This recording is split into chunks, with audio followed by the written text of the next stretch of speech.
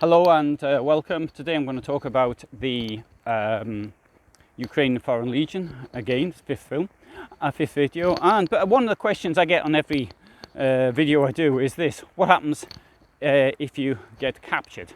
Well, first of all, I'm going to tell you about what happens if you get captured when the war's over first. In many countries, it is illegal to join the army of someone else. In the United Kingdom, the act dates back to 1870, and as I speak now, I've forgotten what it was called, but it might come back to me. Foreign Service Act or something. And so therefore you're not allowed to do it. Now Liz Truss, who I believe has some job in the British government, or maybe she's just there to say stupid things, did say that anybody from the United Kingdom who goes to serve in Ukraine would be supported by the government. This is presumably the same government, the same British government, that signed the Budapest Memorandum guaranteeing Ukraine's territorial integrity and then doing next to nothing to defend it. But anyway, that point. The police, however, did make the statement for those going off to Syria. Now, even if you were going off to fight with the bad guys, ISIS, then you could absolutely not expect to be treated very nicely when you got back. But even those who went to fight with the Kurds could be arrested and could have problems. Now, it's not a question of being arrested. I need to make it very clear. There's a difference between being arrested and being detained. So, if you go back to the United Kingdom, having, for example, and I believe it's the same, I can only use the UK as an example, but I'm sure it's similar in other countries. And then the best thing to do would be to just go to the police and tell them. That's what I would do. And so I was in Ukraine. I did this, that, and the other. And if you need to talk to me, please give me a ring, and I'll come down and see you sometime. I'll speak to the appropriate person. That's how I would deal with it. I don't think, in the current circumstances, anything would happen. The British government is refusing to allow serving personnel to go to Ukraine. Utterly cynical. I find it disgusting myself. This is the same British government, again, the one that's showing all this support, doing everything it can according to the useless Prime Minister there is at the present moment of time. But yeah, as soon as there was any threat of Putin making noises that he might attack, of course nobody thought he would attack then, but he did, but never mind. British troops who went there to advise, bang, they were out like a rat out of an aqueduct. They were gone. And how does that make the poor Ukrainians feel? Yes, we're in this on our own, and there's no help from the people who guaranteed our protection. So that's what you can expect from your own governments. Well, that isn't what you wanted to hear, though, is it? What you want to know is what's going to happen if the Russians capture you. And that I can't give you an answer. I don't know. I mean, Putin doesn't actually share his thoughts with me on a regular basis, and he hasn't mentioned anything about this to me. Now, Geneva Conventions, people often throw this word around. On one of my videos, or two of my videos so far, where I've shown Russian POWs, sorry, not even POW because there isn't a war, Russian prisoners being interrogated, people are, oh, this is wrong. Not interrogated, they're talking to the camera. This is wrong, and you can't do this, breaches of the Geneva Convention. Some idiot wrote name, rank, and number. Clearly hadn't read the convention because he doesn't know. Because he got that from films. You see, he was watching The Great Escape or something like that, and he got it from that. So war hasn't been declared. So effectively these are terrorists who are operating, and I believe. I mean, if somebody has a legal interpretation which is better, then please do give it, but a legal one. If you're just thinking, it's just right, I think. But the people who've encroached on Ukraine are terrorists, and they're not, because this is a special military operation. No war has been declared, and so therefore you don't have the right, as I understand it, of Geneva Convention. So that's even Ukrainians in uniform don't have this right because they've been kidnapped, effectively. Now, and it also means that because there are war crimes, I mean, I've even put a video up saying Russian war crime about the false use of the red flag, the Red Cross flag, and that is, they could argue, well, there's war's not on, there were terrorists, so it's not a war crime. Okay, right, well, they're sort of legal things. Now, I think the following, because everybody wants to come here, here I'm in Poland, but Ukraine, asks the same question. So what happens if you get caught?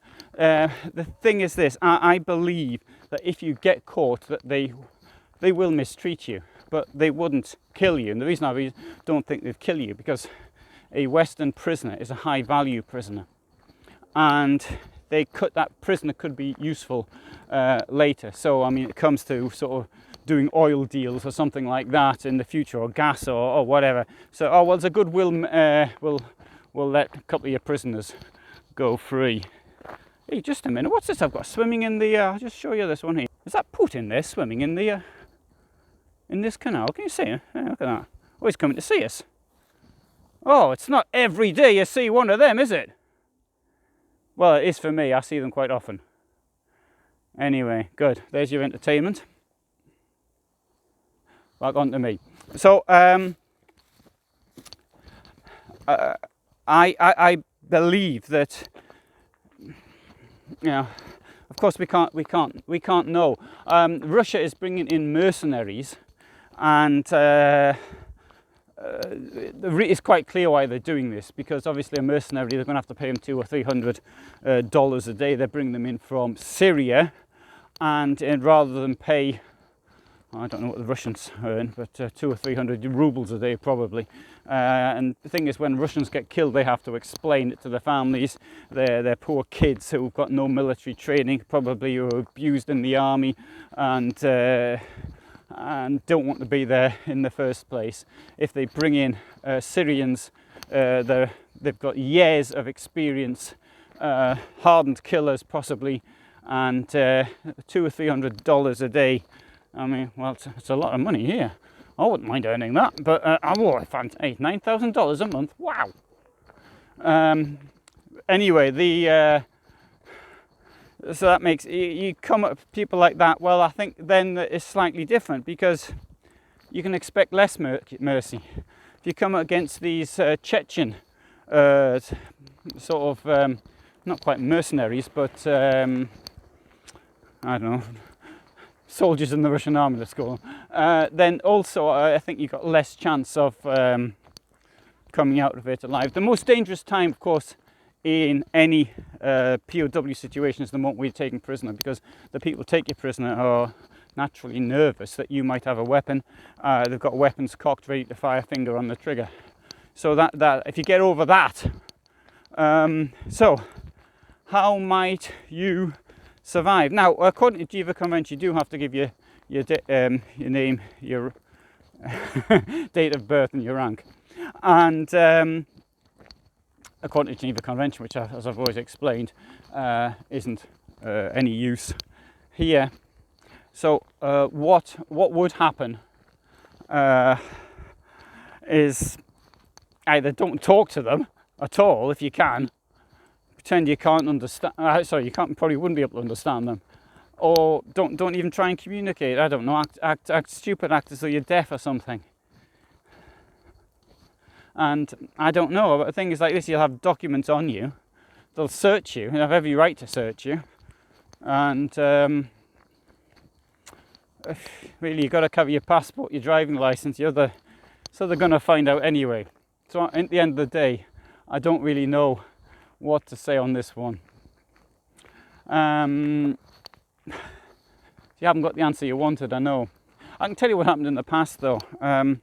One of the most famous cases, which I can actually remember, was in the Angolan Civil War, and there was this character called Colonel Callan. He wasn't actually a colonel, I think it was a corporal, but anyway, they gave him that name. They captured Angolans, or the Angolan communists, MPLA, captured, I think it was 8 of them, and they were sentenced. They were mercenaries. They'd been recruited as mercenaries. They weren't there ideologically. They didn't believe in the cause or anything, and they were put on trial and shot. I think three of them actually were.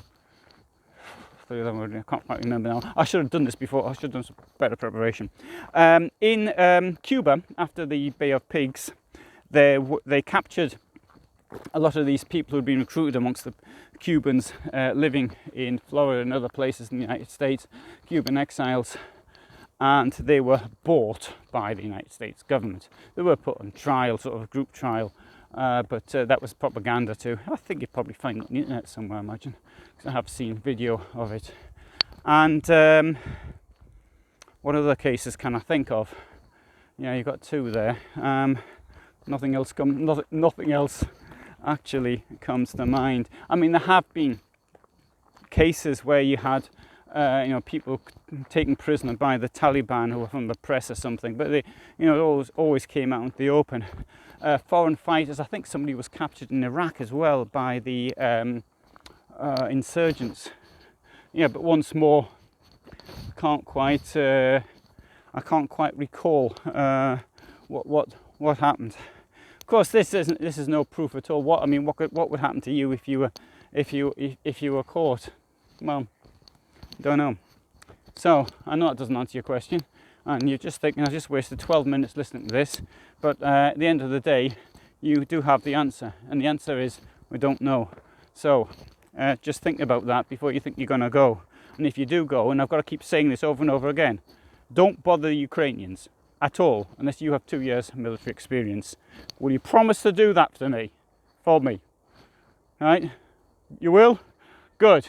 In that case, let's have a look at some nice ducks to end with.